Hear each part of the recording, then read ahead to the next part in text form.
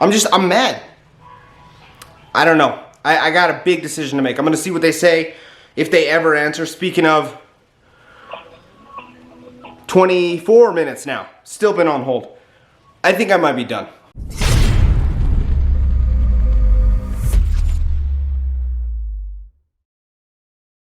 Hey guys. Yeah, it's Rookie BBQ. That was me having a mental breakdown a couple days ago because Weber sent me some wrong stuff for my auger assembly. I just wanted to show you that sometimes everybody can lose it, especially in this given climate that we're in and what's going on in our world. Thinking back on it now, it was a sad thing to do. Guys, there's so much more shit going on in the world, so much more important stuff with people struggling, you know, possibly to get work, food, all that kind of stuff. Me complaining about a Weber Smokefire grill is not gonna solve anything or help anybody. I'm not done with this grill. Today we're doing a freaking brisket. We're finally doing the big test. I was just mad. I overreacted. I made some comments about the time the customer service people trying to get to me.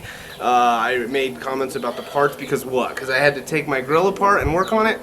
Nah, I'm not gonna be that guy. It took some introspective on my part, but I am not gonna be that guy. And so I'm apologizing, even though I'm not even gonna put the video. I might show a clip here.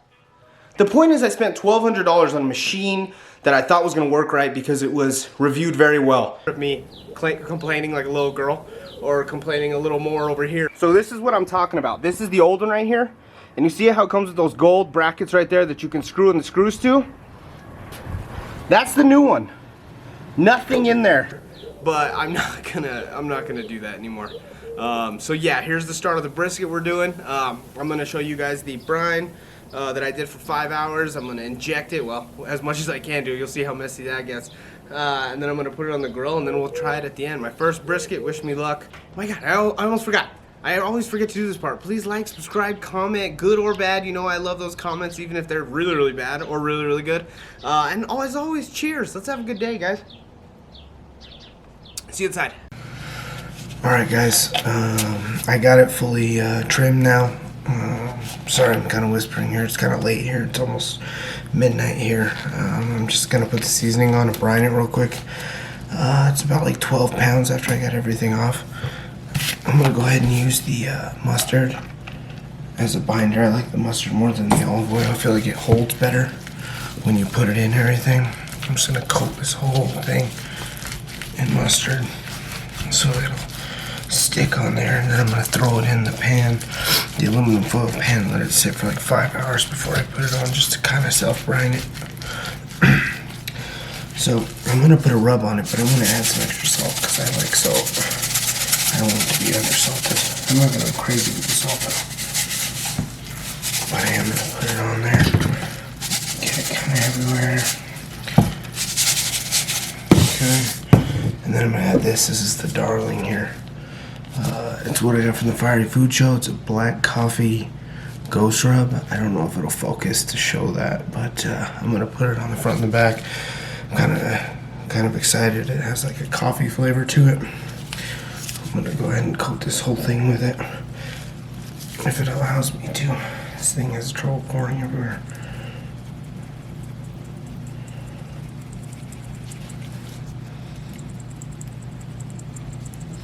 Yeah, just gonna coat every portion of it. It's very thick, so it doesn't really pour very great. But hey, slow and steady wins the race.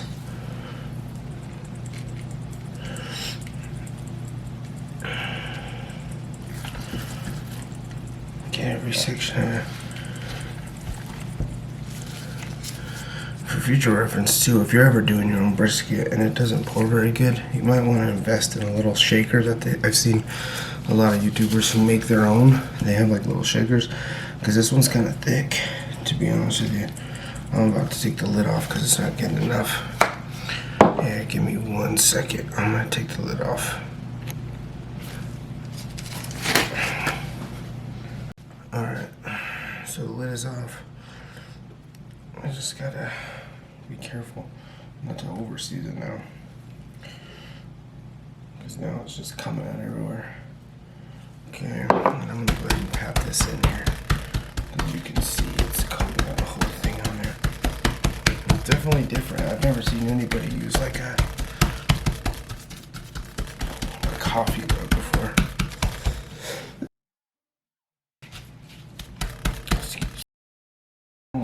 we're gonna have to edit that out. I actually got the rub in my throat. Jesus Christ. Woo.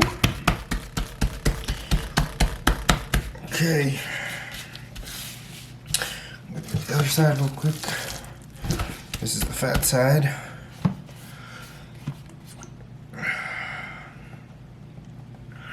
Okay. Again, just coat it with mustard as a binder. And see, this hand has no glove, but I ain't touching anything with it. I'm gonna pour a seasoning out with it, but that's about it. I'm gonna stand away because it got my throat pretty good last time. Alright. I'm gonna pat it in there.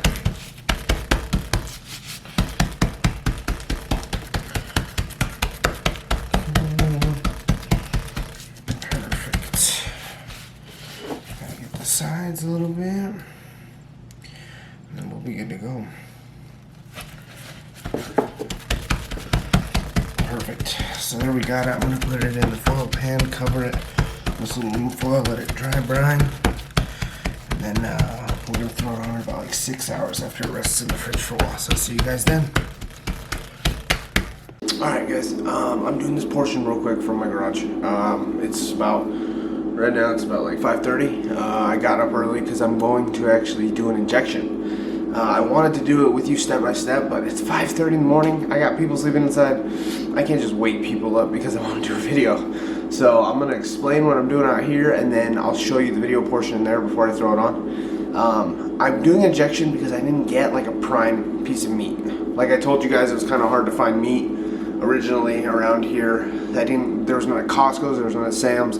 So when I bought this from Albertsons, which isn't bad, but it's definitely not prime, you know, meat. So, and I bought it a long time ago, so I froze it, not thinking that I was gonna cook it for a long time. But the meat has come back. Everybody's calmed down with the hysteria, so we had enough meat everywhere. So I thawed it, and I actually was gonna do it last week, but I didn't realize how long it takes for a brisket to thaw, so I had to wait the week.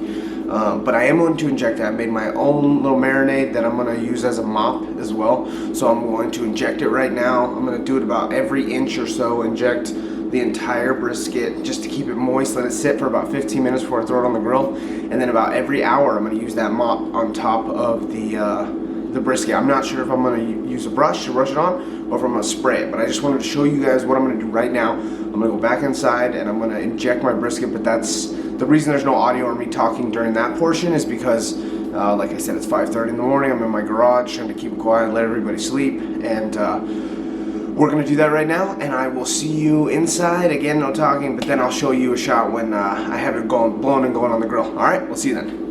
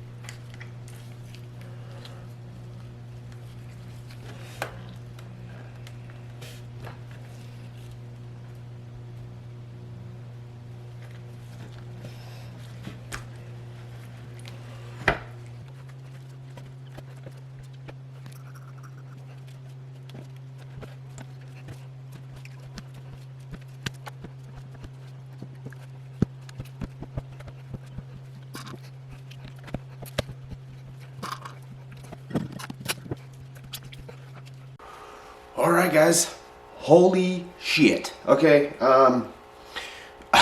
you guys know I'm a rookie, okay, so when I see these videos on YouTube, which I'm sure you guys do too, I don't know if you had experiences like this, but you see it and you think it looks so easy, I could do that. You guys just saw that. I did buy a cheap injection, you know, kit there.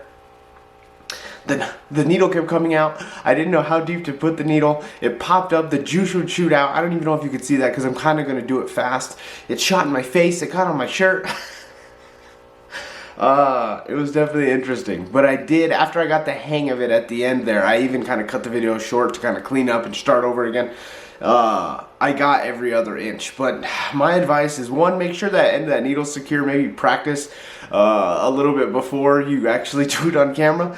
And make sure you're deep enough. I didn't even get both of the holes inside, and then I press into it.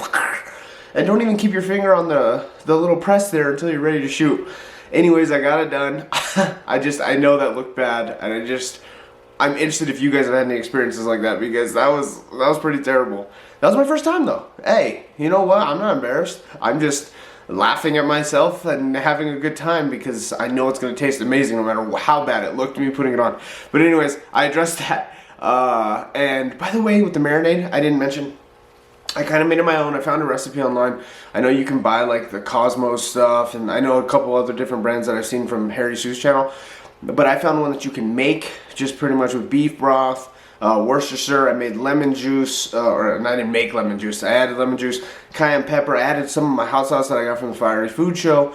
Put it to a boil, as hot as it could, so it all mixed together, and then I let it cool off, and that's what I injected, and that's what I'll continue to be putting on throughout the day. Okay, let's put it on the grill. Alright guys, so we're about 2 hours in. I just wanted to show you something that's tripping me out a little bit.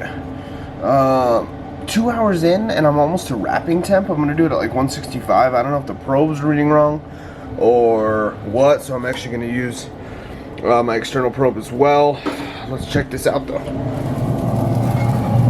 She's looking good. She's smelling good. Getting some of the bark there. I broke my damn spray bottle, so I'm actually going to rub the mop on with the brush. But she's looking good. It's strange though. I'm gonna check the temp. What's going on? Just because 2 hours and I'm almost to wrapping, and then it's, you know, only a couple hours more. This is pretty big. It was like a 12-pounder. Let's see what it says here. Okay, 136 right there. 138. Let's see more in there. It's definitely got a ways to go. So I guess it's somewhat accurate. Yeah, 138. Okay, so yeah, we're like at a 140 average there. I'm gonna put the mop on, which is just me rubbing it. You guys don't need to see that, but you can see we're 2 hours in. She's looking pretty good. Catch up with you in a sec. Alright guys, so we're here at 165. I just took her off. I'm gonna go ahead and wrap her in some butcher paper. I don't have the fancy red one. I got some white one though. Still works the same. I just wanted to show you guys this real quick. Decent little bark on there. Not amazing. My spray bottle broke, so I had to actually rub it on with like a brush, which is fine, but it didn't exactly harden on there to get that nice bark. It's kind of actually puddled. This is really juicy. I mean, you guys saw me inject it. You know that's what I'm going for, the juice and everything like that. But it looks good to me. So I'm going to place it right here. And then I'm going to wrap it real quick. Like I said, I got just some butcher paper. I'm going to put it in. Double wrap it, put it on until I get an internal temperature of about like 195, 200. So I saw this on a video too. If you guys see a bad thing I'm doing or anything like that, please let me know. I just put 2 butcher papers underneath, overlap them. Then I'm gonna kind of do it like a little baby, almost like you would.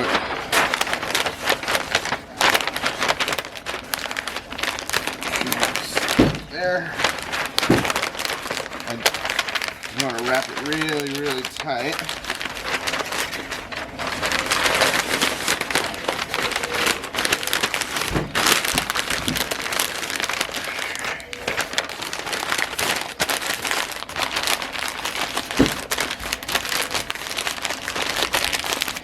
Now, I am curious, since we're doing this together, and again, my first brisket, you're supposed to do something with the excess, because you see, I have it crammed down right here, but see this is just gonna stay, you know what I mean? So if one of you guys could maybe comment and let me know exactly how that is supposed to crinkle down, because everything else is cherry and she's wrapped good, but that piece is just gonna flap up. So maybe I folded it wrong, not really sure. But I got her on there. I'm gonna throw her back on till we get to about, like I said, 195, 200. I'll see you then. Cool. Alright, we reached an internal temperature of 195, guys, 200, and I took it off and I did this. I seen it online. Daisy loves the smell of that. Hey, Daisy. Hey, girl. I'm going to put it in here and let it sit for another 2 hours before I even open it because I want all those juices to be amazing. Alright, Daisy. We'll see you when we cut it. Bye, girl. Alright, guys. So we're all done. A little longer than I wanted to. Let me tell you guys what happens before I cut this because there's a chance that this might look terrible. Again, it was my first brisket, but about 3 hours ago I took it off. It reached an internal temperature of 195 and 200 in the point and the flat respectively, and so I decided I was going to rest it. I was going to put it in a cooler with a beach blanket and then wrap it in foil and put it underneath and put it in there, rest it for 2 hours, right? So I did that. Oh, I was so excited. I took it out. Oh my god, it looked juicy as hell, looked great. But for some reason, I was in a hurry. And I decided to see what the internal temperature was. And my brain just went like blank when I saw 150 degrees. What? Oh my god. I started measuring it everywhere. It was 150, 155, 160. I'm a rookie. I've never done this before. I didn't take into account that obviously the temperature is going to lower. It was resting. It's not still cooking. But in my mind, I freaked out. So what did I do? I grabbed it and I threw it back on the grill for another 2 hours till it rose to temperature at 195. Until after sitting there for 2 hours and thinking about it, I thought, maybe the temperature just goes down? I don't know. And then I called my cousin who smokes. I asked my roommates and they were like, yeah, obviously it's not going to stay that temperature the whole way. So if this happened to you, please let me know in the comments if there's anything like this has ever happened to you, because I'm pretty sure I just cooked my meat twice. So I'm kind of scared to do this, but it's a moment of truth. Let's see what happens here, okay? Alright, so I'm going to cut it into thirds. So I'm going to cut it right here. She's still pretty tender, not going to lie. Let's see. Oh, yep, I screwed it up. So it's still pretty juicy, but because of the injection I put in there, but look at that. There's no juice on there. The inside's bone dry. That's a rookie move. You know, it happens. I'm gonna try a piece, you know, because I want to, obviously. But yeah, and even, man, look, it has the smoke ring and everything, but it's dry. Yeah, you know, it's good. I can taste the rub I put on the coffee, but it's not ruined. God, I'm talking a mouthful. But I'm going to need to use barbecue sauce, which is a major bummer. So, if you're a rookie like me and you ever take it out and decide to check the internal temperature, realize, oh my god. It's about the initial internal temperature. When it says 195, 200, it's done, man. It's done. So I'm kind of bummed about it, but I am still happy that I still get to have this huge hunk of meat, get to share it with people I love. I hope you all are staying safe. Please like, subscribe, comment on this video. Check out my Instagram too. I'm going to add some pictures to it and show my mistakes. Thank you guys for stopping by, and I'll see you guys in the next one.